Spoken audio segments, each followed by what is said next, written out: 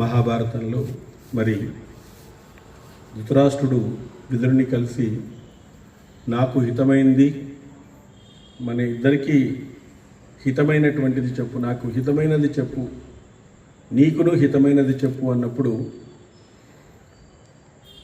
పాండవుల పట్ల ఆయన అమితమైనటువంటి ప్రేమను కనబరుస్తాడు. కనబరచడం వలన విదురుడి మీద కోపగించుకుంటాడు.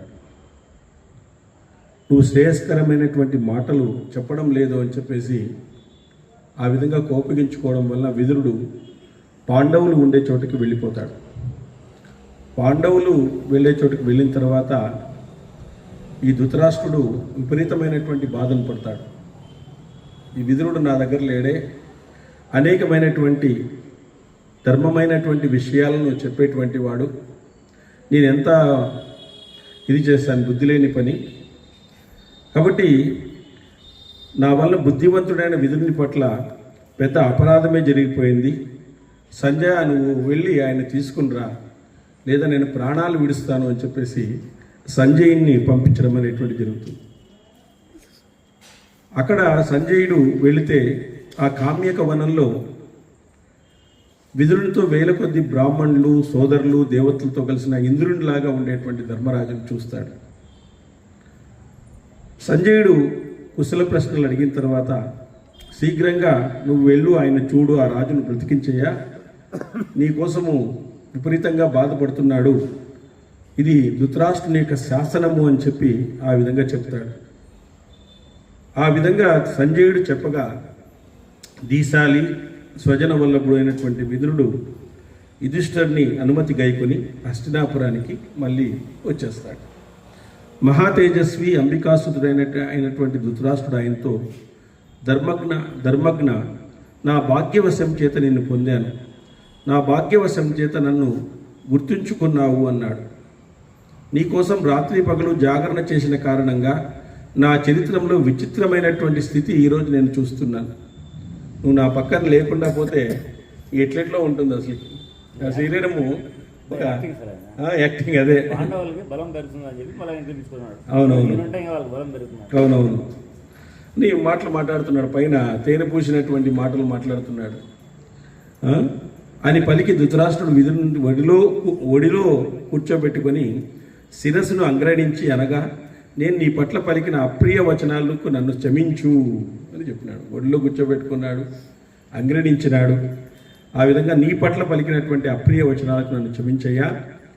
అప్పుడు విదురు, రాజా, నేను మునిపే క్షమించాను, నువ్వు నాకు పరమ గురువు, అందుకే నిన్ను చూడాలనే తాపత్రయంతో నేను శీఘ్రంగా వచ్చాను. నరశ్రేష్ఠ, దుర్మార్గులైనటువంటి వారు దీనుల పట్ల పక్షపాతంతో ఉంటారు, ధర్మాత్ములైనటువంటి వాళ్ళు ఈ విషయంలో విచారించవలసినటువంటి అవసరం లేదు. నాకు పాండుపుత్రులు ఎలాంటి వారో నీ కుమారులు కూడా అలాంటి వారే, కానీ పాండవులు దీనులుగా ఉన్నారు, కావున నా బుద్ధి వారి పట్ల ప్రసిద్ధమైంది. చాలా దీనులుగా ఉన్నారు వాళ్ళు, ఎంతో సామ్రాజ్యాన్ని పోగొట్టుకొని, ఎంతో ధనాన్ని పోగొట్టుకొని, రాజ్యాలను పోగొట్టుకొని వాళ్ళు ఈరోజు దీనులుగా కామిక వనంలో ఉన్నారు. కానీ వారి మామూలుగా నా బుద్ధి వారి పట్ల ప్రసరించింది. జనమేజయ ఈ విధంగా మహోతేజవంతుడైనటువంటి ఆ సోదరులిద్దరూ ఒకరొకరు అననయించుకున్నారు. చివరకు విదుర ధృతరాష్ట్రులు మిక్కిలి ఆనందాన్ని పొందినారు. ఈ విధంగా మళ్ళీ ఆయన వచ్చేశాడు. తర్వాత 7వ అధ్యాయంలో దుష్ట చతుష్టయము, పాండవులను చంపబోనుట, వ్యాసాగమనం. వైశంపాయనుడు అన్నాడు. విదురుడు తిరిగి రావడం, అతన్ని ఊరడించడం విని దుర్బుద్ధి అయినటువంటి దుర్యోధనుడు మిక్కిలి పరితపించినాడు. ఈ దుర్యోధనుడు మిక్కిలి పరితపించినాడు, ఎందుకైనా ఆయన వచ్చినాడు వెనక్కి అని చెప్పేసి పరితపించినాడు. అతడు శకుని, దుశ్శాసన, కర్ణులను రప్పించి వారితో అజ్ఞానంతో మోహంతో ఇలా పలికాడు. బుద్ధివంతుడైన విదురుడు తిరిగి వచ్చాడు. అతడు విద్వాంసుడు, పాండవులకు స్నేహితుడు, హితుడు కూడా.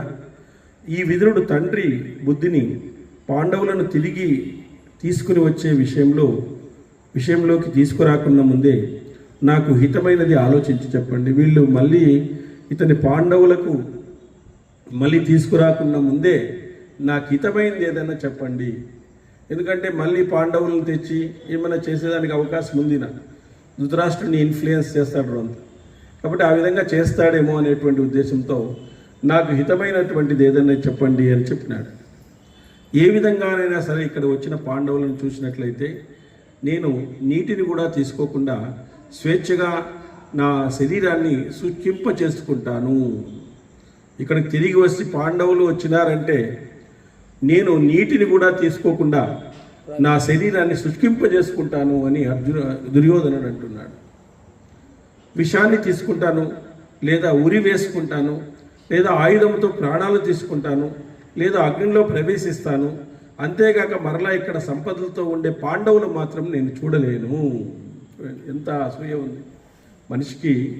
ఈ అసూయ అనేటువంటిది ప్రాణత్యాగానికి కూడా సిద్ధమైపోతాడు. అసూయను చూడలేడు వాడు. పచ్చికామర్లోనికి లోకమంతా పచ్చిగా కనబడుతుంది అంటారే, అట్లా ఆ అసూయ అనేటువంటిది మనిషిని అనేకమైనటువంటి ఇబ్బందులకు గురి చేస్తుంది. వాడు సంతోషంగా ఉండలేడు, ఆనందంగా ఉండలేడు. తన యొక్క జన్మ రహస్యాన్ని కూడా వాడు తెలుసుకోలేడు. ఈ కామక్రోధ లోభ మోహ మదమాచారాలన్నీ కూడా మానవుని అధోపాతాలకే తీసుకుని వెళ్తాయి. ఎందుకంటే దాని నుంచి మనము నేనే శరీరము అంతా శరీరమే చేస్తూ ఉంది అనేటువంటి ఒక భావనలో మనం ఉండిపోతాం అన్నమాట. సంసారం నేనే శరీరము అనేటువంటి భావన ఎప్పుడైతే వచ్చిందో మరి శరీరం మీద ఇష్టం అనేటువంటిది ఏదైపోతుంది. ఆ విధంగా మనలో ఉండేటువంటి ఆత్మ సాక్షాత్కారాన్ని గుర్తించలేకుండా పోతాం. కాబట్టి ఈ శరీరాన్ని పనిచేస్తున్నది ఏంటిదేమి అంటే మనకు ఆత్మ ఉండేటువంటి చైతన్యమే మన శరీరాన్ని పనిచేస్తూ ఉంది. ఇప్పుడు ఈ పని చేయించేదాన్ని వదిలేసి పని చేసేదాన్ని పట్టుకుంటున్నాం మనం. అట్లుంది పరిస్థితి. కాబట్టి శకునిలా అన్నాడు, రాజా బాలుల్లాగా ఆలోచిస్తున్నావేమిటి? వారు ప్రతిజ్ఞ చేసి వెళ్ళారు కనుక ఈ విధంగా ఏమీ జరగదు. పాండవులంతా సత్యవచనాన్ని పాటించేటువంటి వాళ్ళు. శకుని అన్నాడు, వాళ్ళంతా ప్రతిజ్ఞ చేసే పోయినారు కదయ్యా, 12 సంవత్సరాలు, 1 సంవత్సరం అజ్ఞాతవాసం వెళ్తామని. పాండవులంతా సత్యవచనాన్ని పాటించేటువంటి వాళ్ళు. కావున నాయన, నీ తండ్రి మాటను వారెప్పుడు స్వీకరించరు. ఒకవేళ వారు నీ తండ్రి మాటలు గ్రహించి ప్రతిజ్ఞను విడిచి తిరిగి హస్తనాపురం వస్తే మన వ్యవహారం ఈ విధంగా ఉండాలి. ఒకవేళ వచ్చినారనుకోండి వాళ్ళు, మనం ఒక ప్లాన్ బి రెడీ చేసి పెట్టాలా. ప్లాన్ బి అనేది మనము రెడీ చేసి పెట్టాలా. ప్లాన్ 1 సక్సెస్ అయింది, ప్లాన్ బిలో ఉండాలి మనం అని చెప్పినాడు. మనమంతా రాజు ఆజ్ఞను పాటిస్తూ మధ్యస్థులుగా ఉంటున్నాం. రహస్యంగా పాండవుల లొసుగులను కనిపెడతాం. దుశ్శాసనుడిలా అన్నాడు, మహాప్రజ్ఞ మాతుల, ఇది ఈ విధంగానే చేస్తాం. ఎల్లప్పుడూ సలహా చెప్పే నీ ఆలోచన నాకు నచ్చింది. ఎప్పుడు నువ్వు సలహాలు చెప్తుంటావు కదా, మాకు నీ ఆలోచన అయితే నచ్చింది అని చెప్పేసి దుశ్శాసనుడు శకునితో అన్నాడు. కర్ణుడిలా అన్నాడు, రాజా దుర్యోధన, మేమంతా నీకు ఇష్టమైన కోరికను తీర్చడానికి నిరీక్షిస్తున్నాము. ఈ విషయంలో మనందరి ఐకమత్యాన్ని గుర్తిస్తాం. మనమందరూ కూడా ఐకమత్యంగా ఉన్నాం. ధీరులైనటువంటి పాండవులు ప్రతిజ్ఞ కాలాన్ని పూర్తి చేయకుండా తిరిగి రారు. ఒకవేళ అజ్ఞానవశం వల్ల వాళ్ళు వస్తే మళ్ళీ జూదంతో వాళ్ళని జయిస్తామని చెప్పినారు. వైశంపాయనుడు ఇలా అన్నాడు. ఈ విధంగా చెప్పగానే దుర్యోధనుడు అంతగా సంతోషించలేదు. వేగంగా కర్ణుని పట్ల పరాక్తుడయ్యాడు. ముఖం పక్కకు తిప్పుకున్నాడు. అనంతరం అదే అభిప్రాయాన్ని తెలుసుకున్న కర్ణుడు తన కన్నులను పెద్దవిగా చేసి రోషంతో మిక్కిలి కుదుడై తనకు తాను ఉద్యమించి శకుని, దుశ్శాసనులతో, దుర్యోధనులతో, భూపాలకులారా, ఈ విషయంలో నా అభిప్రాయాన్ని తెలుసుకోండి అన్నాడు. వాళ్ళందరికీ కలిపి ఈ కర్ణుడు ఈ విధంగా చెప్పినాడు. రాజునకు సేవకులు, భుజబలము అయినటువంటి మనమంతా కలిసి రాజునకు ఇష్టాన్ని చేద్దాం. మన అలసత్వం లేకుండా అతనికి ఇష్టమైన విషయంలో మనం నిలవలేకుండా ఉండకూడదు. మనం నిలిచిపోవాల్సిందే. మనం ఆయుధాలు పట్టి రథాలెక్కి వనవాసులైన పాండవులను చంపడానికి అంతా వెళ్దాం. కావాలంటే పాండవులనే చంపేస్తాం. కావాలంటే ఇంత పాండవులు వస్తారేమో, మళ్ళీ రాజ్యాన్ని అడుగుతారేమో, విదురుడు ఏమన్నా మళ్ళీ సంధి రాయబారం చేసి మళ్ళీ రాజ్యాన్ని ఇప్పిస్తాడేమో, ఇలాంటివన్నీ ఉన్నాయి కదా. పాండవులను చంపడానికి అందరూ వెళ్దాం. వారంతా మరణించి శాంతిస్తే ఏదో తెలియని లోకానికి వెళ్తే ధాతరాష్ట్రులకు వివాదమే లేదు. మనం కూడా అంతే. కాబట్టి వాళ్ళని మనం వెళ్ళి చంపేసి వస్తాం. వనంలో ఉన్నారు కదా వాళ్ళు, అరణ్యవాసం చేస్తున్నారు కదా, వాళ్ళ అడ్రస్ పూర్తిగా తెలుసు మరి ఆడున్నారని చెప్పేసి పూర్తిగా వాళ్ళని లేపేద్దామని చెప్పి వారు కష్టాల్లో ఉన్నంత వరకు, దుఃఖంలో ఉన్నంత వరకు, సహాయ రైతులై ఉన్నంత వరకు యుద్ధంలో మనం వాళ్ళను జయింపగలుగుతాము. ఏమంటున్నారంటే వాళ్ళు కష్టాల్లో ఉన్నంత వరకు, దుఃఖంలో ఉన్నంత వరకు, సహాయ రహితులై ఉన్నంత వరకు యుద్ధంలో మనం వాళ్ళని జయించగలుగుతాం. అంటే కష్టాల్లో ఉంటే, దుఃఖంలో ఉన్నప్పుడు, సహాయ రహితులుగా ఉన్నప్పుడు వాళ్ళ శక్తులు పూర్తిగా ఉడికిపోయి ఉంటాయి కాబట్టి వాళ్ళని ఈజీగా మనం జయించవచ్చు. కాబట్టి మనం జయిద్దాము. కర్ణుడి మాటలు విని మరలా అతన్ని గౌరవిస్తూ చాలా బాగుంది అని వారంతా బదిలిచ్చినారు. ఓకే, చాలా బాగుందప్ప, ఇది మంచి ప్లాన్ చెప్పేవాళ్ళు. ఈ విధంగా అనుకుని మిక్కిలి రోషంతో వారంతా వేరువేరు రథాలు తీసుకుని పాండవులను చంపడానికి గుర్తునిచ్చేలే నగరం నుంచి బయలుదేరి వెళ్ళారు. రెడీ అయిపోయినారు, రథాలు తెప్పించినారు, మొత్తం అంతా కూడా వెళ్ళినారు. సర్వసమర్థుడై విశ్వాత్ముడైనటువంటి వ్యాసుడు తన దివ్య దృష్టితో వారు ఆ విధంగా బయలుదేరడం తెలుసుకుని హఠాత్తుగా వచ్చినాడు. వాళ్ళు ఇంకా బయలుదేరే సమయానికి వేదవ్యాసుడు అక్కడికి వచ్చినాడు. లోక పూజితులైనటువంటి వ్యాస భగవానుడు వారందరినీ కాదని కూర్చున్న ప్రజ్ఞాచక్షువైన ధృతరాష్ట్రుని వద్దకు వేగంగా వచ్చి ఇలా అన్నాడు. వ్యాసుడు ఇలా అన్నాడు, మహాప్రజ్ఞ ధృతరాష్ట్ర, నా మాట విని అర్థం చేసుకో. కౌరవులకు హితమై ఉత్తమ మాట నీకు చెప్తున్నాను. మహాబాహు, పాండవులు వనానికి వెళ్ళడం నాకు ఇష్టం లేదు. దుర్యోధనుడు మున్నగు వారు మోసంతో వాళ్ళని జయించినారు. భరత 13 సంవత్సరాలు పూర్తి కాగానే వారు తాము అనుభవించిన కష్టాలను తలుచుకొని కుద్దులై కౌరవులపై విషాన్ని కక్కుతారు. అది జరిగే విషయమే. 13 సంవత్సరాల తర్వాత వాళ్ళ ప్రతీకారాన్ని తీర్చుకుంటారు. ఈ విషయం తెలిసిన పాపాత్ముడు మందబుద్ధి అయిన నీ కుమారుడు ఎల్లప్పుడూ కుద్దుడై రాజ్యం కారణంగా పాండవులను చంపాలని చూస్తున్నాడు. ఎందుకయ్యా ఇప్పుడే చంపాలని చూస్తున్నాడు? ప్రతిసారి వాళ్ళని చంపేస్తామని చెప్పేసి పోదాం అంటున్నాడు. ఇక మూడుని నివారించు. నీ కుమారులు శాంతించిగాక. వనంలో ఉన్న వారిని చంపాలనుకుని ఇతడు ప్రాణాలు విడుస్తాడు ఖచ్చితంగా. వాళ్ళు ముందే కోపంతో ఉన్నారు, ఏమీ యుద్ధాలు లేవు, మొత్తం వాళ్ళకు వచ్చే విద్యలన్నీ ప్రదర్శించినాడు అనుకుంటే ఈ దుర్యోధనుడు అవుట్ అయిపోతాడు. అప్పుడే కురుక్షేత్రమే జరగదు ఇంకా. అట్లా కాబట్టి వనంలో ఉన్న వారిని చంపాలనుకుని ఇతడు ప్రాణాలు విడిచేటట్లున్నాడు. ఇతని ప్రాణాలు విడుస్తాడయ్యా, ఆయన్ని ఆపు అని చెప్పినాడు. ప్రాజ్ఞుడైన విదురుడు ఎటువంటి వాడో, భీష్ముడు ఎటువంటి వాడో, నేనెలాంటి వాడో, కృపుడు ద్రోణుడు ఎటువంటి వారో అటువంటి వాడివే నువ్వు కూడా. మహాప్రజ్ఞ, స్వజనులతో కలహం మిక్కిలి నిందింపదగింది, అది అధర్మం, అప్రతిష్టాకరం కూడా. రాజా, నువ్వు దీనికి అంగీకరించకు. స్వజనులతో మనం యుద్ధము చేయడం అనేటువంటిది కలహం మిక్కిలి నిందింపదగింది, అది అధర్మం కూడా, అప్రతిష్టాకరం కూడా. రాజా, నువ్వు దాన్ని అంగీకరించొద్దయ్యా. వాళ్ళు ఏదో పిల్లిపిల్లాట్లుగా వ్రతాలు తీసుకొని పోతాము, చంపేస్తాం వాళ్ళందరినీ అంటే ఏం చేస్తున్నావు నువ్వు? కనీసం భరత శ్రేష్ఠ, పాండవుల గురించి ఈ దుర్యోధని ఆలోచనను ఉపేక్షిస్తే ఇది పెద్ద అత్యాచారానికి దారితీస్తుంది, అత్యాచారానికి దారితీస్తుంది. లేదా మందబుద్ధి అయిన నీ కుమారుడు దుర్యోధనుడు ఒక్కడు తోడవుడు లేకుండా వనానికి వెళితే పాండవులతో పాటు ఉండుగాక. మనుజేశ్వర, వారి సర్గం వలన నీ కుమారుడు వారి పట్ల స్నేహం కలిగితే ఈరోజే నువ్వు కృతజ్ఞతుడైనట్లే. సపోజ్ నీ కొడుకు ఒకడే దుర్యోధనుడు వాళ్ళతో పోయి కలిసి ఉన్నాడు అనుకో, వాళ్ళు మంచి మంచి మాటలు చెప్తారు, కనీసము వానికి బుద్ధన్న వస్తుంది. కనీసం వాడు ఈరోజు కృతజ్ఞతుడైనట్లే. మహారాజా, పుట్టుకతో పాటు ఒకరికి ఏర్పడిన స్వభావం చనిపోక ముందు తొలగదు. చూడండి, పుట్టుకతో పాటు మనకు స్వభావం వస్తుంది, ఒక స్వభావం ఉంటుంది మనకు. అది ముందు కూడా తొలగదు, అది చనిపోయే ముందు కూడా మనకు తొలగదు. ఆ స్వభావం మనకి ఎలా ఉంటుందో ఆ స్వభావం. కాబట్టి ఈ విషయంలో భీష్ముడు, ద్రోణుడు, విదుడు నువ్వు ఏమనుకుంటున్నారు? ఇప్పుడు చేయదగిన పని ముందు చేయాలి, లేకపోతే మీ ప్రయోజనం నశిస్తుంది. పుట్టుకతో వచ్చిన బుద్ధులు పుడకలతో కానీ పోవంటారు మామూలుగా. అట్లా పుట్టుకతో వచ్చినటువంటి బుద్ధులు ఆ స్వభావం అనేటువంటిది మార్చుకోవాలి.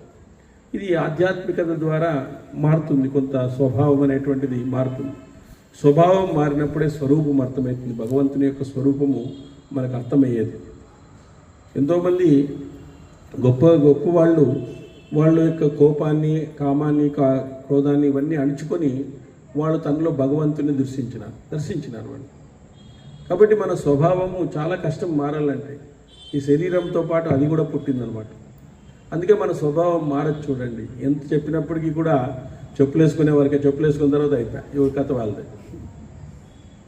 వాళ్ళదే అయిపోయింది.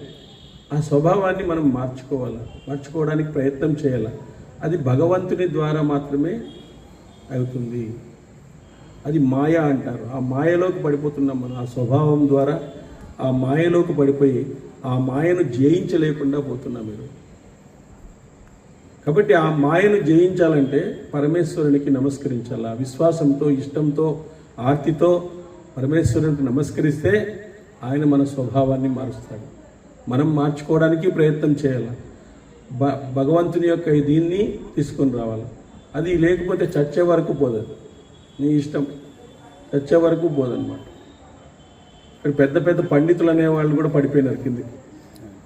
ఆ కోపం వలన, క్రోధం వలన పెద్ద పెద్ద పండితులు కూడా పడిపోయినారు. ఆ స్వభావాన్ని మార్చుకోవడానికి మనం ఎప్పుడూ కూడా ప్రయత్నం చేయాలి అనేది ఆధ్యాత్మికతలో మనకు చెప్పేటువంటి ఇదన్నమాట.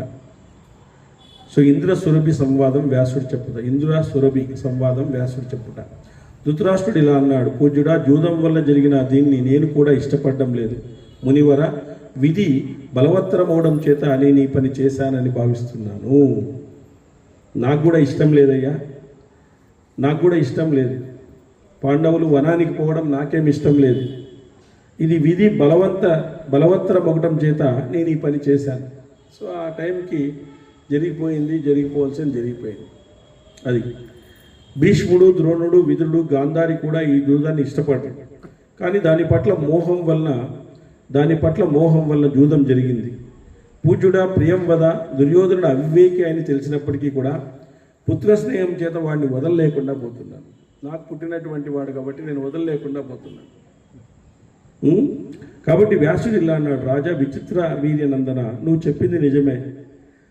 పుత్రుడు మిక్కిలి ఇష్టడని, పుత్రుల కంటే ఇష్టమైంది వేరొకటి లేదని మాకు బాగా తెలుసు. పుత్రుడు ఇష్టం పున్నామ నరకం నుంచి రక్షిస్తాడు, వాళ్ళ వంశాన్ని ఉద్ధరిస్తాడు. దాంట్లో తప్పేం లేదు. పుత్రుడు ఉండాలని చెప్పేసి సర్వశాస్త్రాలు కూడా మనకి ఈరోజు చెప్తున్నాయి. కానీ చెడ్డ కొడుకు కన్నా మంచి కొడుకును మించిన చెడ్డ కొడుకు కన్నా శత్రువు, మంచి కొడుకును మించిన మిత్రుడు లేడు చెప్పినాడు. చెడ్డ కొడుకు కన్నా శత్రువు, చెడ్డ కొడుకు అయినాడు వాడే శత్రువు అవుతాడు. మంచి కొడుకు మించిన మిత్రుడు లేడు. మంచి కొడుకున్నాడు అనుకోండి, వాడు మిత్రుడు అవుతాడు. సమృద్ధాలైనటువంటి ఇతర పదార్థముల చేత సంపన్నుడైన పుత్రుల్ని గొప్పగా భావిస్తారు. ఈ విషయాన్ని సురభి తన కన్నీటితో ఇంద్రుడు తెలుసుకునేటట్లు చేసింది. కొడుకుని మించింది ఏది లేదు అని నరాధిప ఈ విషయంలో సురభికి ఇంద్రునికి జరిగిన సంవాదమైన ఉత్తమమైనటువంటి వ్యాఖ్యానాన్ని చెప్తాను విను అని చెప్పాడు. రాజా, పూర్వం ఒకప్పుడు గోమాత సురభి స్వర్గానికి వెళ్ళి ఏడ్చిందట. నాయన, అప్పుడు ఇంద్రుడు దాని పట్ల మిక్కిలి దయ చూపినాడు. ఇంద్రుడు ఇలా అన్నాడు, శుభరూపి, నువ్వు ఏడుస్తున్నావేమిటి? స్వర్గంలో ఉన్నవారంతా క్షేమమే కదా, మనుషులకు గోవులకు కుశలమే కదా, చిన్న కారణానికి నీకింతటి విచారము కలగదే, అందరూ సుఖంగా ఉన్నారు కదా, మనుషులకు గోవులకు కుశలమే కదా, చిన్న కారణానికి ఇంతటి విచారం కలగదు ఎందుకు అన్నాడు. దేవేంద్ర, కౌశిక, మీరెటువంటి ప్రమాదం కనబడడం లేదు. నేను పుత్రుని గురించి దుఃఖిస్తున్నానయ్యా. నీకేమీ కారణం లేదు ఎందుకు ఏడుస్తున్నావు అని అడుగుతున్నావే, కానీ పుత్రుని గురించి నేను దుఃఖిస్తున్నాను అన్నాడు. నీచుడైన కర్షకుణ్ణి చూడు, నాగలితో బాధిస్తూ దుర్బలమైన నా కుమారుడిని కర్రతో మాటికి కొడుతున్నాడు. నీచుడైన కర్షకుని చూడు, నాగలితో బాధిస్తూ దుర్బలులైనటువంటి నా కుమారుని కర్రతో మాటికి కొడుతున్నాడు. నరాధిప, విశ్రాంతి కోరేదాన్ని ఆ కర్షకుడు కొడుతున్నాడు. ఆ కర్షకుడు నాగలితో బాధిస్తున్నాడు, కొడుతున్నాడు. రైతు కొడుతున్నాడు. నా కుమారుని కర్రతో మాటికి కొడుతున్నాడు. ఆయన దున్నుతున్నప్పుడు కొడుతూ ఉన్నాడు కర్షకుడు. విశ్రాంతి కోరేదాన్ని ఆ కర్షకుడు కొడుతున్నాడు. చాలాసేపు పని చేయిస్తున్నాడు. దానికి విశ్రాంతి కూడా ఇవ్వడం లేదు గోవులకి. దాన్ని చూస్తే జాలి కలుగుతుంది, మనసు ఉద్విగ్నమైంది. అతని దగ్గరున్న రెండేళ్లలో ఒకటి బలమైంది, అది ఎక్కువ బరువును మోస్తుంది. వేరొకటి దుర్బల ప్రాణం కలది, చిక్కినది, నరాల పైకి కనబడుతున్నాయి, అది కష్టం మీద భారాన్ని మోస్తాను. ఒకటేమో చాలా బలవంతము, కొట్టినా పర్వాలే తట్టుకుంటా ఉంది. రెండో దానికి నరాలన్నీ కనబడుతున్నాయి పూర్తిగా, కాబట్టి అతి కష్టం మీద మోస్తా ఉంది. ఇంద్ర, నేను దాన్ని గురించే దుఃఖిస్తున్నాను. కర్రతో మాటి మాటికి అది కొడుతుండి హింసిస్తూ ఉంటే అది భారం మోయలేకపోతా ఉంది ఆ ఎద్దు. అందువల్ల నేను దాని కష్టం వల్ల మిక్కిలి దిక్కం పొంది నా కళ్ళ నుంచి అశ్రువులు కారుస్తూ ధీరంగా ఏడుస్తున్నాను అన్నాడు. ఇంద్రుడిలా, కళ్యాణి, వేల కొలది నీ పుత్రులు బాధింపబడుతుండగా నువ్వు ఈ ఒక్క పుత్రుని పట్ల ఎందుకు జాలి చూపిస్తున్నావు? ఎంతోమంది రోజు అనేకమైనటువంటి దాంట్లో కొడతానే ఉంటారు నీ పుత్రులంతా కూడా. స్పెసిఫిక్గా దీని గురించే నువ్వు ఆలోచిస్తున్నావు ఎందుకు అని చెప్పేసి అడిగినాడు. ఇంద్ర, నాకు వేల పుత్రులున్నా వారందరి పట్ల నాకు సమభావమే ఉంది, కానీ దీనుడైన పుత్రుని పట్ల ఎక్కువ జాలి కలుగుతాను. ఎందుక నాకు కనబడుతుంది కళ్ళారా, ఇది దీనుడైనటువంటి నా పుత్రుని పట్ల నాకు జాలి కలుగుతుంది. వ్యాసుడిలా అన్నాడు. కురురాజా, సురభి యొక్క ఈ మాటలు విన్న ఇంద్రుడు మిక్కిలి ఆశ్చర్యపోయాడు. అప్పటి నుంచి అతడు పుత్రుని ప్రాణాల కంటే ఎక్కువగా ప్రేమగా చూశాడు. అవును, వెంటనే ఇంద్రుడు కర్షకుని పని విఘ్నాన్ని కలిగిస్తూ నీరు పొంగేటట్లు కుంభవృష్టి కురిపించినాడు. సో అక్కడ కుంభవృష్టి గురించి దున్నడం అనేటువంటిది యాప్ చేయించేసినాడు అనమాట. సురభి చెప్పిన విధంగా నీకు కూడా ఏర్పడుగాక రాజా, కౌరవ పాండవులంతా నీ కుమారులైన వారిలో దీనస్థితిలో ఉండేటువంటి వారిపై నువ్వు ఎక్కువ దయ చూపించాలి. ధృతరాష్ట్రుడు, నువ్వు ఎక్కువ దయ చూపించాలయ్యా, వాళ్ళ మీద దీనస్థితిలో ఉన్నారు వాళ్ళందరూ కూడా. కుమార, పాండురాజు నాకు ఎటువంటి వాడో నువ్వు కూడా నాకు అట్టివాడివే, మహాప్రాజ్ఞుడైన విదురుడు కూడా అట్టివాడే. స్నేహం వల్ల నేను ఇదంతా చెప్తున్నాను. వ్యాసుడు చెప్తున్నాడు ధృతరాష్ట్రునికి, దీనులైనటువంటి పాండవుల పట్ల నువ్వు ఎక్కువగా దయ చూపించాలి, వాళ్ళు దీనులుగా ఉన్నారు ఈరోజు. భరత, చాలా కాలంగా నీకు 101 కుమారులు, పాండురాజుకు 5గురే ఉన్నారు, వాళ్ళు కూడా అమాయకులు, మిక్కిలి దుఃఖంతో ఉన్నారు. నీ కుమారుని వలె వాళ్ళను బాధించడము తగదు అని చెప్పినాడు. రాజా, వృతాశ్రమం లేనటువంటి వాళ్ళు ఎలా జీవిస్తారు? వాళ్ళు ఎట్లా జీవిస్తున్నారని ఒకసారి ఎప్పుడన్నా ఆలోచన చేసావా? ఎలా వృద్ధి చెందుతారు అని దీనులైన పాండవుల విషయంలో ఎప్పుడైనా నువ్వు ఆలోచించినావా? అది అనుకుంటేనే నా మనస్సు తరిగిపోతాను. నా మనస్సు తరిగిపోతుంది. వాళ్ళు ఎట్లున్నారు? అంతంత సామ్రాజ్యాన్ని ఏలినటువంటి వాళ్ళు, అంతంత గొప్ప రాజ్యాలను సంపాదించుకునేటువంటి వాళ్ళు, అశ్వమేధ యాగాన్ని చేసినటువంటి వాళ్ళు, ఆ మొత్తం అందరి భూమండలం అంతా కూడా తన చేతిలోకి వచ్చినటువంటి ఒక్కసారి వాళ్ళని ఆ విధంగా మీరు జూదంలో పంపిస్తే వాళ్ళ పరిస్థితి ఏమిటి? రాజా, కురువంశులంతా సుఖంగా జీవించాలని నువ్వు కోరుకున్నట్లయితే నీ కుమారుడైన దుర్యోధనుడు పాండవులతో కలిసి శాంతంగా ఉండమని చెప్పు. యుద్ధాలు చేయకోకుండా శాంతంగా ఉండమని చెప్పు. మహాప్రాజ్ఞ మునివర, నువ్వు కూడా చెప్పిన మాట యథార్థం. నేను ఎరుగుదును, ఇక్కడున్న నరాధిపులందరినీ ఎరుగుదును. నువ్వు కూడా కురువంశాలందరి అభివృద్ధిని కోరుకుంటున్నావు, బాగుంది. అదే విషయాన్ని విదుర, బ్రహ్మ, భీష్మ, ద్రోణులు కూడా నాకు చెప్పినారు. నువ్వు చెప్పిన విషయము నాకు తెలుసయ్యా. వాళ్ళు చాలా దయనీయ స్థితిలో ఉండేటువంటి వాళ్ళు. ఈ విషయాన్ని అందరూ నాకు చెప్పారు. నేను కూడా అనుగ్రహింపదగిన వాడినైతే, కురువంశుల పట్ల దయ ఉంటే, దుర్మార్గుడైనటువంటి నా కుమారుణ్ణి దుర్యోధన్ని శాసించు. నేను కూడా అనుగ్రహింపదగిన వాడినైతే, కురువంశం పట్ల దయ ఉంటే, దుర్మార్గుడైనటువంటి నా దుర్యోధన్ని శాసించును. ఒకసారి చెప్పు ఆయన. వ్యాసుడి రాజా, పూజ్యుడగు మైత్రేయ మహర్షి వస్తున్నాడు. పాండవ సోదరులు కలిసి మనలను చూడాలని ఇక్కడికి వస్తున్నాడు. ఆయన కూడా వస్తున్నాడు. రాజా, ఈ వంశం యొక్క శాంతి కొరకై ఈ మహర్షి నీ కుమారునికి యథాన్యాయంగా శాసిస్తాడు. ఆయన వస్తున్నాడు. మైత్రేయ మహర్షి వస్తున్నాడు. ఆయన పాండవులను కలిసి ఇక్కడికి వస్తున్నాడు. ఆయన మీ యొక్క వంశం యొక్క శాంతి కొరకై ఈ మహర్షి నీ కుమారుని యథాన్యాయంగా శాసిస్తాడు. కురునందన, అతను చెప్పిన దాన్ని శంకించకుండా చేయాలి. అతను చెప్పిన పని చేయకుండా పోతే నీ కుమారుని శపిస్తాడు కూడా. నీ ఇష్టం. నీ కుమారుని వాళ్ళు శపిస్తారు. అడిగినాడు అనుకోండి, చెప్తారు వాళ్ళు. చెప్పకపోతే కుమారుని జయిస్తారు. ఇది చాపిస్తారు. జనమేజయ ఈ విధంగా చెప్పిన వ్యాసుడు వెళ్ళాడు. మైత్రేయుడు వస్తూ కనపడ్డాడు. ధృతరాష్ట్రుడు తన కొడుకుతో కలిసి అతనికి సగౌరవంగా స్వాగతం పలికాడు. ఆయన పోయినాడు, ఈయన వస్తున్నాడు. విచువల్ అర్ఘ్యపాదాది ఉపచారాలు మునిశ్రేష్ఠుడు విశ్రాంతి పొందిన తర్వాత మాత్రేయునితో అంబికాసుతుడైనటువంటి ధృతరాష్ట్ర మహారాజ్ సవిరంగా ఇలా అన్నాడు. పూజుడా, కురుదేశాలకు నువ్వు సుఖంగా వచ్చావా? వీరులు సోదరులైన పంచపాండవులు కుశలంగా ఉన్నారా? మళ్ళీ బాగలేరని చెప్పినాడు ఆల్రెడీ వ్యాసుడు. అందరూ కూడా ఆయన ఏదో ఒక క్వశ్చన్, దొంగ మాటలు ఏదో ఒక మాట మాట్లాడుతున్నాడు. వీరులు సోదరులైనటువంటి పంచపాండవులు కుశలంగా ఉన్నారా? ఆ భరత శ్రేష్ఠులు ప్రతిజ్ఞాపాలనలో స్థిరంగా ఉండాలనుకుంటున్నారా? ప్రతిజ్ఞాపాలన చేశారు కదా, దాన్ని వాళ్ళు ఏమాత్రము వైలేట్ చేయకుండా ఉన్నారా? కౌరవుల్లో భాతృభావం అవిచ్ఛిన్నంగా కొనసాగుతుందా? అవిచ్ఛిన్నంగా భాతృభావం అంటే మన అన్నదమ్ముల యొక్క అనుబంధము వాళ్ళలో కొనసాగుతుంది. ఇంకా మైత్రేయుడు అన్నాడు, తీర్థయాత్రలు చేస్తూ ఈ కురు దేశాలకు చేరాను. అనుకోకుండా కామ్యక వనంలో ధర్మరాజును చూశాను. రాజా, జిటజీనాలు ధరించి తపోవనంలో నివసిస్తున్న మహాత్ములైన ధర్మజుని చూడ్డానికి మునుల సమూహాలు వచ్చినాయి.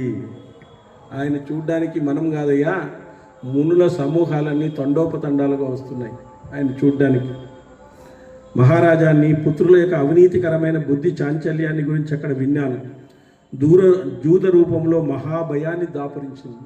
మహాభయం, జూద రూపంలో మహాభయం దాపురించింది. అనంతరం అక్కడి నుంచి కౌరవులను చూడాలనే ఉద్దేశంతో నీ దగ్గరికి వచ్చాను. రాజా, నీ యందు నాకెల్లప్పుడూ మిక్కిలి స్నేహము ప్రీతి ఉన్నాయి. రాజా, నువ్వు భీష్ముడు జీవించి ఉండగా నీ పుత్రుడు కౌరవ పాండవులు పరస్పరం ఏదో విధంగా విరోధించుకోవడం యుక్తంగా లేవు. చూడండి, రాజా, నువ్వు భీష్ముడు జీవించి ఉండగా నీ పుత్రులు కౌరవ పాండవులు పరస్పరం ఏదో విధంగా విరోధించుకోవడం అనేటువంటిది యుక్తంగా లేదు. రాజా, నువ్వు స్వయంగా అందరినీ బంధించి నిగ్రహించడంలో స్తంభం లాంటి వాడివి. కానీ జరుగుతున్న మహాఘోరమైన అవినీతిని నువ్వెందుకు ఉపేక్షిస్తున్నావు? ఎందుకు ఉపేక్షిస్తున్నావు? వాళ్ళు మాటి మాటికి యుద్ధం చేస్తాము, వాళ్ళని చంపేస్తాము, ఇట్లా అనేటువంటి అనేకమైనటువంటి పన్నాగాలని కుట్రలు పన్నుతా ఉంటే నువ్వు ఎందుకు ఉపేక్షిస్తున్నావు? కురునందన, సభలో దోపిడీదారుల వ్యవహారం జరగడం చేత తపస్సుల సమూహంలో నువ్వు ప్రకాశించబడడం లేదు. దోపిడీదారుల వ్యవహారం జరగడం చేత తపస్సుల సమూహంలో నువ్వు ప్రకాశించడం లేదు. వైశంప అనంతరం పూజ్యుడైన మైత్రేయి మహర్షి అసహనంతో ఉన్న దుర్యోధను వైపు తిరిగి మధురంగా ఇలా అన్నాడు. మహాబాహు దుర్యోధన, భక్తుల్లో శ్రేష్ఠుడా, మహాబాగా, నేను నీకు చెప్పే హితవచనాన్ని బాగా అర్థం చేసుకో, నీటిగా అర్థం చేసుకో. రాజా నరశ్రేష్ఠ, పాండవులకు ద్రోహం చేయకు. నీకు, పాండవులకు, కురువంశలకు, జనులకు ప్రియమైన దాన్ని చెయ్యి. పాండవులకు ఎప్పుడు కూడా ద్రోహం చేయొద్దయ్యా, వాళ్ళకి హితమైన దాన్నే చెయ్యి. నాగశ్రేష్ఠుడైనటువంటి ఆ పాండవులందరూ సూర్యులు, పరాక్రమం గల యోధులు. వారంతా 1000 ఏనుగుల బలం, వజ్ర సమానమైనటువంటి దేహంతో ఉండేటువంటి వారు. ఎందుకంటే మహర్షులకు తెలుస్తుంది వాళ్ళు ఎంత గొప్పవాళ్ళు. ధర్మము వాళ్ళని ఆ స్థాయికి తీసుకెళ్ళింది. మానసికంగా దుర్బలమైన కొంతమంది ధర్మాన్ని పాటించేటువంటి వాళ్ళు గొప్ప శక్తివంతులుగా ఉంటారు. వాళ్ళు గొప్ప ఇన్ఫ్లుయెన్స్ చేయగలుగుతారు. రమణ మహర్షి చూడడానికి ఇంతే ఉండేది, కానీ ఆయన ప్రపంచాన్నంతా తన దగ్గర తెచ్చుకున్నాడు. ఆత్మజ్ఞానికి అంత పవర్ ఉంటుందన్నమాట. ఆయనకు గోచిగుడ్డ కట్టుకునేటువంటి వాడు, సరిగా బట్టలు కూడా లేవు. అయినప్పటికీ కూడా ఆత్మజ్ఞానంతో ప్రపంచాన్ని తన వైపు తీసుకుని వచ్చినాడు. గొప్ప భగవంతుని యొక్క సంకల్పం ఆ విధంగా జరిగింది. మరి మనల్ని 1950లో ఆయన చనిపోయినాడు. అందరూ చూశారు, ప్రపంచమంతా చూశారు. ఆయన చనిపోయినప్పుడు ఆ జ్యోతి అక్కడి నుంచి వెళ్ళిపోవడం అనేటువంటిది ప్రపంచమంతా చూసింది. మరి ఆత్మజ్ఞానికి అంత పవర్ ఉంటుందన్నమాట. ప్రపంచమంతా తన వైపు వస్తుంది. మామూలుగా వెళ్ళినటువంటి వాడు, 9వ క్లాస్లో వెళ్ళినటువంటి వాడు ప్రపంచాన్ని తన వైపు తీసుకుని వచ్చినాడు. అంటే it is a call by the God. భగవంతుడు ఆ విధంగా చేసేస్తాడు. ఆ నమ్ముకుంటే ఆ విధమైనటువంటి పూర్వజన్మలో మనం చేసినటువంటి సుకృతాలు, మంచి మనలో ఉండేటువంటి దయ, నిజాయితీ, ఇవన్నీ కూడా భగవంతుడు ప్రేరేపిస్తాడు మనల్ని. మనము ఈ జన్మలో మంచిగా చేసినామనుకోండి, భగవంతుడు దాన్ని ప్రేరేపిస్తాడు. కానీ మంచిగా చేయకుండా పోయినామనుకోండి, పాపాల వైపు వెళ్ళిపోతాం, ఖచ్చితంగా వెళ్ళిపోతాం. అది భగవంతుని యొక్క శాసనం. దుఃఖం వల్ల పాపం వల్ల దుఃఖము, పాపం వల్ల దుఃఖం వస్తుంది, పుణ్యం వల్ల సుఖం వస్తుంది, జ్ఞానం వల్ల మోక్షం వస్తుంది. ఇది భగవంతుని యొక్క శాసనం. దానికి తిరుగు ఉండదు, ఇంకా దానికి తిరుగు ఉండడం అనేది ఉండదు. కాబట్టి పుణ్యాన్ని చేయాలి, పుణ్యమైనటువంటి వాటిని మనం చేసుకోవాలి. ఆ పుణ్యమైనటువంటి దాన్ని మనము భగవంతునికి ఆ జ్ఞానంతో మన యొక్క జ్ఞానంతో భగవంతునికి అర్పించాలి. ఆ పుణ్యాన్ని మనం పుణ్యం చేసినానని చెప్పుకోకూడదు, పాపం చేసుకోవడం చెప్పుకోవాలంటే, పుణ్యం చేసి చెప్పుకోవాలంటే మనకు రివర్స్, పాపాన్ని చెప్పుకోవు. పాపాన్ని అందరికీ చెప్పొద్దు. నీ గురువులకో, నీ దగ్గర ఉండే స్నేహితులకో, ఎవరికో బంధువులకో చెప్పు. పాపం అందరికీ చెప్తే మళ్ళీ కొడతారు వచ్చి, అంతే కదా. పుణ్యము చెప్పుకోవద్దు. పుణ్యం ఎందుకు చెప్పుకోకూడదు అంటే, భగవంతుడు ఇచ్చినటువంటి దాంతో నువ్వు చేసినావు. ఆ రోజు భగవంతుడు ఆ అవకాశాన్ని నీకు ఇచ్చినాడు. కాబట్టి ఇది భగవంతునికి సంబంధించింది, భగవంతుడు నా చేత చేయించినాడు అని ఒక మాట నువ్వు అనుకుంటే, ఒక మాట నువ్వు ప్రగాఢ విశ్వాసంతో అనుకోవాలి. కానీ అట్లా లేనేలేదు, అట్లా లేనేలేదు. ఏ కార్యక్రమం చేసినా ఎట్లుంది ప్రసాదం, ఎట్లుంది, నేనే చేయించిండేది, ఎవరు చేయించలేదు ఇంతవరకు, ఈడ అయిపోయా, నీ పుణ్యం వెళ్ళిపోయా, మళ్ళీ పుణ్యం సంపాదించుకున్నాను. అంటే అది చాలా గొప్ప వ్యక్తిత్వం అన్నమాట. అట్లా చెప్పుకోకుండా పోవడం అనేటువంటిది ఒక గొప్ప వ్యక్తిత్వము ఉంటుంది. ఆ గొప్ప వ్యక్తిత్వంలోకి మనిషి వల్ల కర్మకు ఫలితాన్ని ఆశించకూడదు, కర్మను చేయడం మానరాదు, కర్మను చేయడం మానరాదు, కర్మకు ఫలితాన్ని ఆశించకూడదు. ఇది భగవంతుని యొక్క శాసనం. ఇది ఆ భగవంతుని యొక్క శాసనాన్ని మనం ఉల్లంఘించకూడదు. అభ్యుత్థానం అధర్మస్య సుజాత్మాహ నజామ్యహం అంటారు. కాబట్టి మనము కర్మను ఆపకూడదు, కర్మ యొక్క ఫలితాన్ని ఏ రోజు మనం కోరకూడదు. భగవంతుడు ఇస్తాడు. నువ్వు every action there is an equal opposite reaction. నువ్వు చేసిన దానికి ఖచ్చితంగా రియాక్షన్ ఉండే ఉంటుంది. పాపానికి పుణ్యానికి రెండింటికి కూడా రియాక్షన్ ఉంటుంది. దాన్ని నువ్వు అనుకోవాల్సిన పని లేదు. నువ్వు అనుకున్న దానికంటే 1 కోటి రెట్లు ఎక్కువ ఇవ్వచ్చు, లేదా నువ్వు అనుకున్న దానికంటే తక్కువ ఇవ్వచ్చు, అంతే కదా. రెండే జరిగేది. మనం ఎందుకు పోయేది? 100 రూపాయలు తీసుకుపోతాం అనుకో, 250 రూపాయలు ఇస్తాడు, లేదా 10 రూపాయల నోట్లన్నీ ఇస్తాడు, అంతే కదా ఇచ్చేది. మళ్ళీ ఎక్కువ ఇస్తాడా? అట్లా భగవంతుడు ఏదైతే ఇస్తాడో దాన్ని మనము యాక్సెప్ట్ చేయాలా, దాన్ని మనము భగవంతుని యొక్క కృపగా తీసుకోవాలి. ఆ కృపగా మనం తీసుకోవాలి. కొంతమందికి మంచి చేస్తాము, వాళ్ళు చెడు ఫలితాన్ని కూడా ఇవ్వచ్చు, మనం చెప్పలేము. అది కూడా భగవంతుని యొక్క ఫలితంగా తీసుకోవాల్సిందే, తప్పదు. అప్పుడు బాధపడకూడదు, అయ్యో చేసినప్ప వాళ్ళందరూ నాకు మోసం చేసినారు. కాబట్టి మనము 1000 ఏనుగుల బలం ఉండేటువంటి వాళ్ళు ఊరికే కాదు, తమాష అయినటువంటి వాళ్ళు కాదు, వజ్ర సమానమైన దేహం ఉండేటువంటి వాళ్ళు వాళ్ళు సత్యవ్రతాన్ని పూరినటువంటి వారు. వాళ్ళు సత్యము ధర్మము అనేటువంటి 2 భగవంతుని యొక్క పాదాలని, ఆ పాదాలను పట్టుకున్నారు. భగవంతుడు యొక్క పాదాలే సత్యము ధర్మం. అవి సత్యం వైపు పోతుంటాయి, ధర్మాన్ని ఆచరింపజేస్తుంటాయి. అవి ఎక్కడా ఓ చోటుకు ఊరికే ఉండవు. సత్యం వైపు సత్యాన్ని ప్రకటిస్తూ ఉంటాయి, ధర్మాన్ని పరిపాలిస్తూ ఉంటాయి. పౌరుషాన్ని అభిమానించేవారు దేవశత్రులై స్వేచ్ఛ రూపం ధరించగల హిడంబి రాక్షసులను కూడా వాళ్ళు చంపేసినారు. ఏ ఆయుధాలు లేకుండా కూడా కొంతమందిని చంపేస్తారు. వాళ్ళకి ఆయుధాలు ఎక్కర్లేదు. కాబట్టి ఇక్కడ నుంచి వెళ్తున్న మహాత్ములైనటువంటి పాండవుల మార్గాన్ని రాత్రి సమయంలో ఆక్రమించుకొని భయంకరమైన కిర్ముడనే రాక్షసుడు స్థిరమైన కొండ అడ్డగా నిలిచాడు. బలిష్ఠుల్లో శ్రేష్ఠుడై యుద్ధంలో ఆరిచేరిన భీముడు తన బలంతో చిన్న మృగాన్ని పులి చంపినట్లు చంపేసినాడు. ఆ కొండను చిన్న మృగం చంపేసినట్లు చంపేసినాడు. చిన్న మృగాన్ని పులి చంపినట్లుగా రాక్షసుని చంపేశాడు. రాజా దిగ్విజయానికి వెళ్ళినప్పుడు భీముని 10,000 ఏనుగుల బలం జరాసంధి బాహుబలంలో ఎలా చంపాడో చూడు. జరాసంధిని ఎట్లా చంపినారు వాళ్ళు గుర్తుందా మీకు? ఓసారి పాస్ట్ హిస్టరీకి పోండి. వాళ్ళు ఆ ద్రుపదుడిని వాళ్ళు చేసిండేది ఇవన్నీ ఒకసారి చూసుకోండి. వసుదేవసుతుడు శ్రీకృష్ణుడు వారికి సంబంధించినటువంటి వాడు. ద్రుపద పుత్రులంతా వారికి భావమరుదులు. వసుదేవ పుత్రుడైనటువంటి శ్రీకృష్ణుడు స్వయంగా వారితో ఉన్నాడు. భరతశ్రేష్ఠ వారిని యుద్ధంలో జరా మరణాలు గల మానవుడు ఎవడు ఎదుర్కోలేడు. ఇది మహర్షులు చెప్పేటువంటి గొప్ప మాట. వాళ్ళు గొప్ప త్రికాల జ్ఞానులు. వాళ్ళు ఏం జరుగుతుందో వాళ్ళకి తెలిసిందంతా. సో కాబట్టి వారిని యుద్ధంలో జరా మరణాలు గల మానవుడు ఎవడు కూడా ఎదుర్కోలేరు. కావున పాండవులతో నీకు శాంతిపూర్వక స్నేహముండుగాక, విరోధం వద్దు. రాజా, నా మాటలు ఆచరించు, క్రోధానికి వస్తుడై ప్రవర్తించకు. చరా మరణాలు, మరణం ఉండేటువంటి వాడు, ముసలితనం ఉండేటువంటి వాళ్ళు ఎవరూ వాళ్ళని చంపలేరు. వాళ్ళు శాశ్వతమైనటువంటి పుత్రులు. నరాధిప మైత్రేయుడు ఈ విధంగా చెబుతుండగా దుర్యోధనుడు చిరునవ్వి నవ్వి కాలంతో నెల రాస్తూ ఏనుగు తొండం వంటి తన తొడలు గట్టిగా చర్చినాడట. ఇంక ఆవేశం పట్టుకోకుండా అయిపోయింది. అందరూ పొగుడుతా అంటే రాజా దుర్బుద్ధి అయిన దుర్యోధనుడు ఏమీ మాట్లాడకుండా ముఖం కొంచెం పక్కకు తిప్పుకున్నాడు. తన మాటను వినడానికి ఇష్టం లేక నేలను కాళ్ళతో రాస్తున్న దుర్యోధను చూడగానే మైత్రేయుడు కోపం ఆహ్వానించింది. మునిసత్తమైన మైత్రేయుడు కోపజ్ఞుడైనాడు. కోపం చేసుకున్నారు వాళ్ళు. ఎందుకంటే వీడు ఈ ఋషుల దగ్గర ఎట్లుండాలో వాడికి తెలిసలేదు. విధి ప్రేరేపించబడి మైత్రుడు అతన్ని శపించడానికి సంకల్పించినాడు.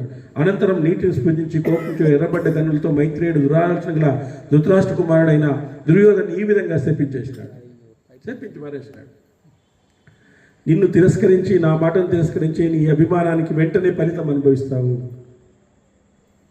నన్ను తిరస్కరిస్తున్నావు, నా మాటను కూడా తిరస్కరిస్తున్నావు. ఆ పక్క తిప్పుకుంటున్నావు అంటే అర్థమేమి? గట్టిగా జబ్బలు జరుచుకుంటావు అంటే అర్థమేమి? కాబట్టి నన్ను తిరస్కరించి, నా మాటను తిరస్కరించి నీ అభిమానానికి వెంటనే ఫలితం అనుభవిస్తావు. ఈ విధంగా చేసినటువంటి వాళ్ళకి ఫలితం ఉంటుంది. నీ ద్రోహం కారణంగా పెద్ద యుద్ధం జరుగుతుంది. అందులో బలవంతుడైన భీష్ముడు గదాలతో నీ తొడను విరుగొడతాడు. మొత్తం అంతా భవిష్యత్ అంతా చెప్పేస్తున్నాడు. అతడు ఈ విధంగా పలుకగా ధృతరాష్ట్ర మహారాజు ఇది ఈ విధంగా జరగకూడదు అని మునిని వేడుకుంటున్నాడు. ఆ స్వామి ఆ విధంగా శపించొద్దు, ఈ విధంగా జరగకూడదు అని చెప్పేసి వేడుకుంటానంట. ధృతరాష్ట్రుడు వచ్చి దుర్యోధనుతో, మైత్రేయుడు, రాజా, నీ పుత్రులు పాండవులతో విభేదించక శాంతిని పొందినట్లయితే ఈ శాపం జరగదు. అట్లు కానిచో ఈ శాపం జరుగుతుంది. వాళ్ళు వచ్చి చర్చలు చేసి పాండవుల్ని మంచిగా ఉన్నారనుకోండి, శాంతిగా, ఇది ఏం జరగదు. దీనికి విరుగుడు అదే. ఈ విధంగానే వీళ్ళు కుట్రలు పడుతున్నారనుకోండి, ఖచ్చితంగా ఇది జరుగుతుంది. జనమేజయ ధృతరాష్ట్ర మహారాజు భీముని బలాన్ని గురించి విశేషంగా తెలుసుకొనగోరి భీముడు ఎలా సంహరించినాడు అని మైత్రేయుడిని అడిగినాడంట. మైత్రేయుడు, రాజా, నీ కుమారుడు నా మాట వినడం లేదు, అందువలన ఇప్పుడు నేను నీకేమి చెప్పను. ఏం చెప్పాలి ఆయనకి? ఎన్నిసార్లు చెప్పినా అది ప్రతిసారి చెప్తాను నేను. మాట వినరు. ఏమి ఎన్నిసార్లు చెప్పు, కొంతమంది వాళ్ళు ఏమి వినరు, డైవర్ట్ చేస్తున్నాడు. నేను వెళ్ళిన తర్వాత విదురుడు నీకు అంత విదురుడికి తెలుసులే ఈ విషయం, ఆయన చెప్తాడు, నీ దగ్గరే ఉంటాడు కదా, ఆయన అడుగు. ఈ విధంగా చెప్పి మైత్రేయుడు వచ్చిన విధంగా బయలుదేరినాడు. కిరుమల వధ మాట ఉద్దిక్తుడై దుర్యోధనుడు బయటకు వెళ్ళిపోయినాడు. గట్టిగా బయటకు వెళ్ళిపోయినాడు. ఈ విధంగా నిరక్షర పదభ్రష్టం మాత్రాహీనం తెద్భవే తత్సర్యం క్షమ్యతాదేవ నారాయణ నమోస్తుతే.